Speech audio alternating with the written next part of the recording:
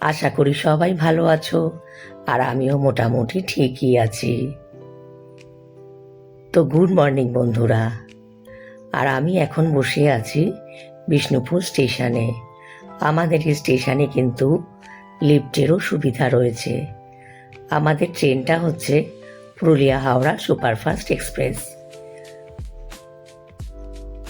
এটা পুরুলিয়া থেকেই আসে। 7:40 নাগাদ বিষ্ণুপুরে এর টাইম, তবে কখনো কখনো লেট করলে 8টা বা তার বেশিও হয়ে যায়। তো চলো, খানিকক্ষণ বসার পরে এবার ট্রেনে উঠে পড়েছি। আজকের ওয়েদারটা বেশ ভালোই ছিল।